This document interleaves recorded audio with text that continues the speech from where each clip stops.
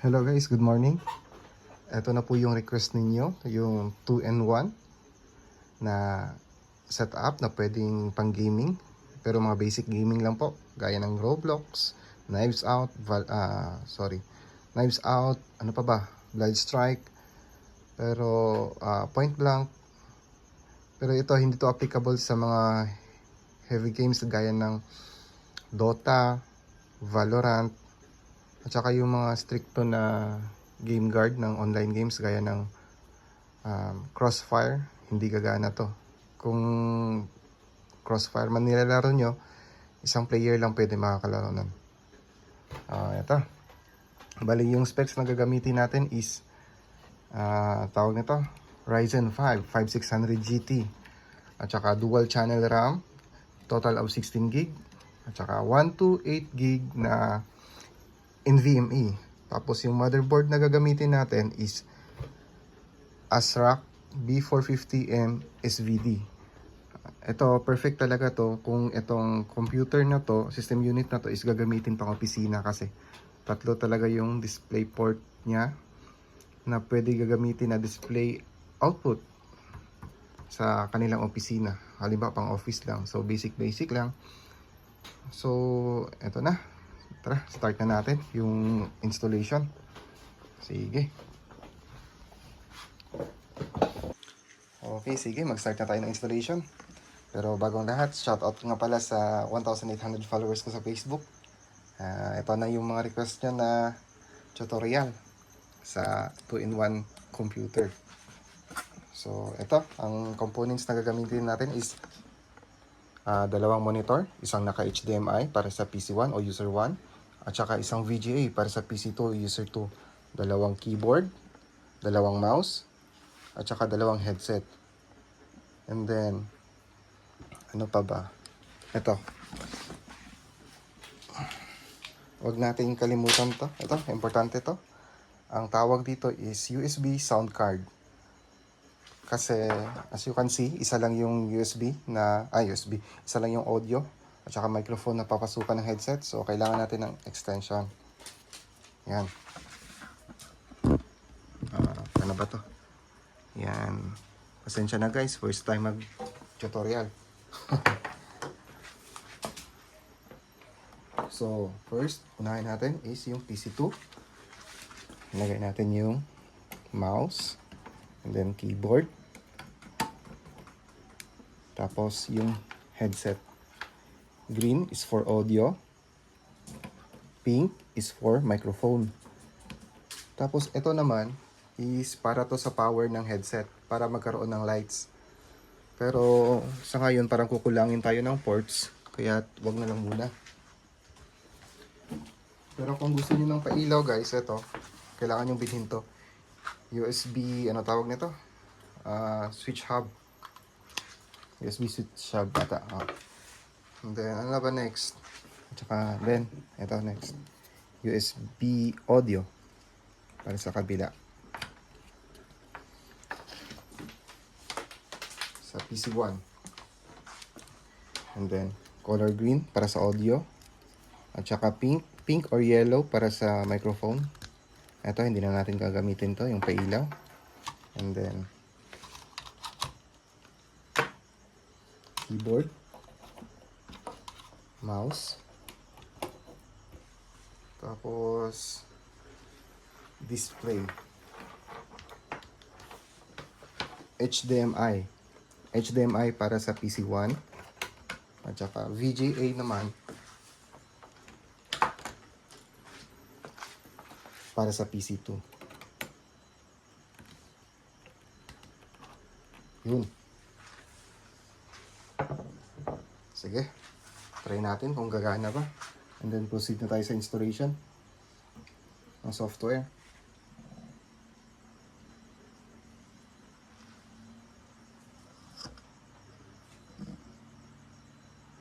Ayun. Sige. Minimum requirements nga pala guys sa kung 2-in-1 is para sa akin ang mas better is Ryzen 5 3400G na naka 16GB RAM. Kung 2-in-1 na pang Roblox ganun din. Ito kasi yung Ryzen 5 5600 GT. Pwede to sa 3-in-1. Kailangan mo na lang dito is video card. Nasubukan ko na dati yung tatlong at yung isang DVI. Pero ang problema, medyo lag na. Hindi na kaya. Parang ang display ata may problema. Oo, hindi na kaya ng display. Pero yung processor, goods pa. Ang pag-process niya. So, ang ginawa ko, nagdagdag na lang ako ng, tawag nito, video card. 1050 Ti ang ginamit ko. And then, so, ginawa ko siyang 3-in-1. So far, wala man lag. Hindi man lang naglag. Para kung puro Roblox man lang.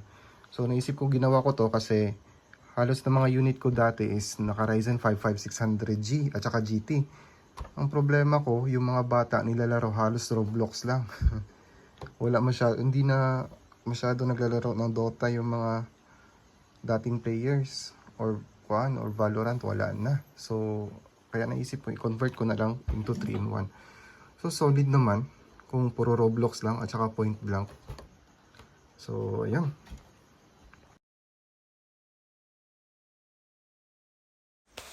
Eto na. Sige. Nakalimutan ko mag-record ng audio kanina. Sorry, ito na lang. CapCut na lang. Ayan. Pindutin ang start button and then type mo run, R-U-N. And then sa run command, i-type mo, sundin mo to. Control, space, user, passwords, may S ha, passwords 2. Dapat walang space, passwords 2. Then enter. As you can see, mayroon na yung first user natin is yung PC1. Pag-create natin, so punta ng advanced. Sa advanced, sa user. Yan, ito yung PC1. Ang gamit natin ngayon. So, right click lang. And then, add tayo ng new user. Tapos, sa new user, ilagay dyan PC2. Full name, PC2 pa rin. At saka description, PC2 pa rin. And then, click natin ang create. Create. Ito. Uncheck mo muna to ng box. And then, create.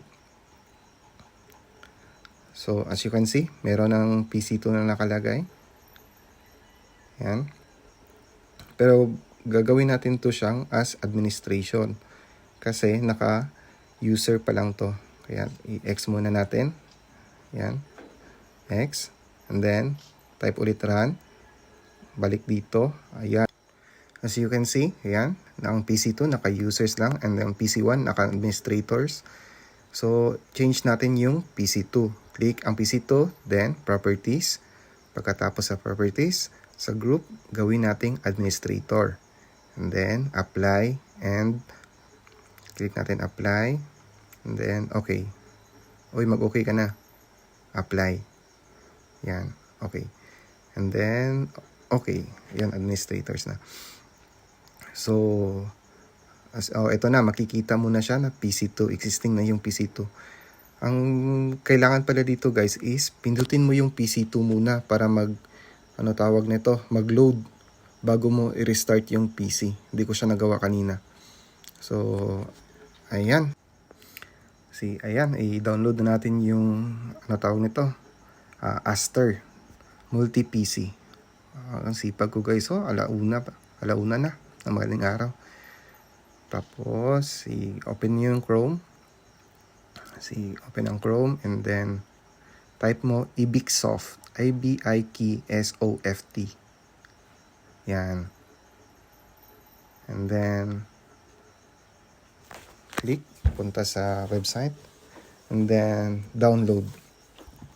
Click mo yung download. And then, download Aster. Medyo mabagal yung download dito kasi tawag nito. Naka P2P lang ako tapos 2.4 GHz lang ang gamit. So, medyo mabagal. Wala kasing fiber dito sa area na kinalalagyan ko ngayon.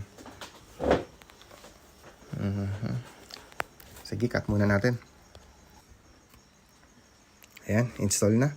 Click run. And then select English. Next lang. Basic na installation. Follow nyo na lang. Ito may nabago na kuan settings ito. Kailangan nyo i-check to and then install.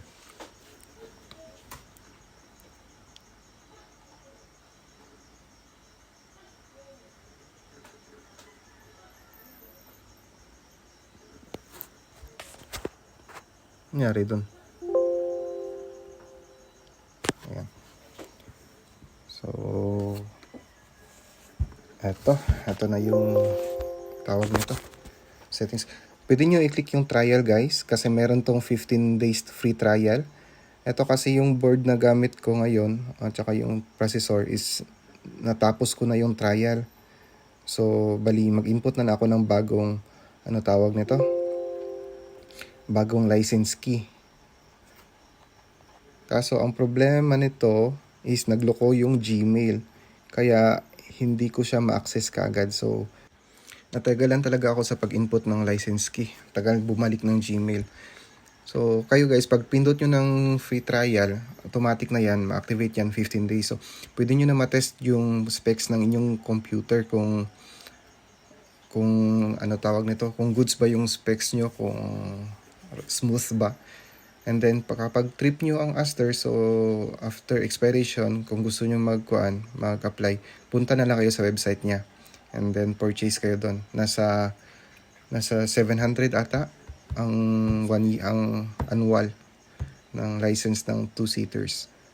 So, ito, cut ko na lang guys.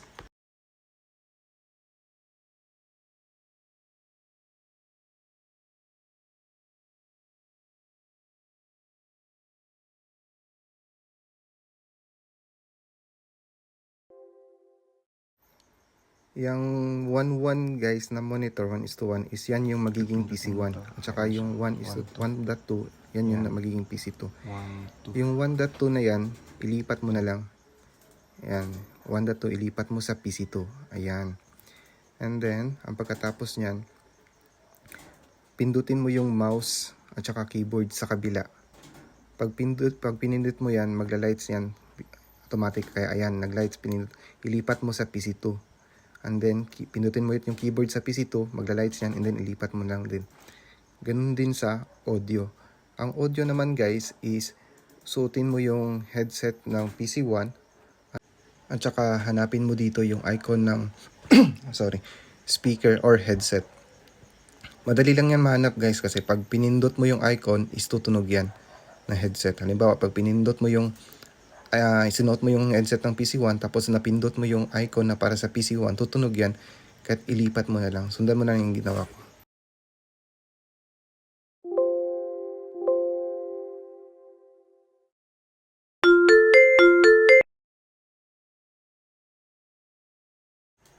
At yung sa microphone naman pala guys is hanapin mo yung kapangalan ng speaker. Halimbawa is 2-USB.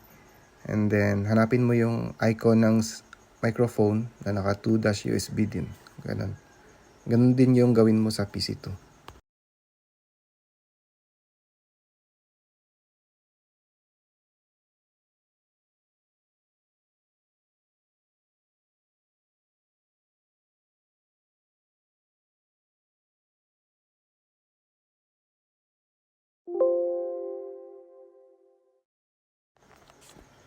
Wag mo kalimutan guys na i-click yung 3 bars. Ayan i-click nyo yung 3 bars. Then, para mag-assign ng user. Ito, si PC1 muna unahin natin. Yan. Edit user login. Change mo to PC1. Yan, okay. At saka, ganun din si PC2. Edit user login, then PC2, okay. And then, click apply. Close. Punta sa general settings. And then, pwede mo i-hide yung tray icon ng Aster. And then, click mo how to start a workplace. Change mo sa when system startup. And then, apply. Close. Pag matapos mo na lahat yan, pwede mo na i-click yung enable Aster. Pag na-click niya yung enable Aster guys, magre-restart na yung PC. After ma-restart yung PC, magiging 2-in-1 computer na yung computer mo. Well, congrats. Okay, Pops. Habang yung isa GTA.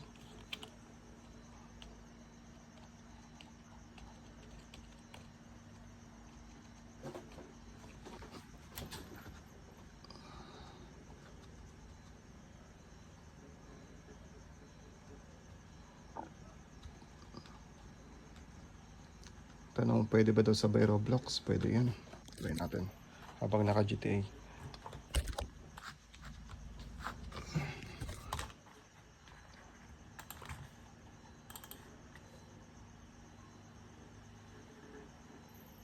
Rivals din. Roblox. Alt tab GTA.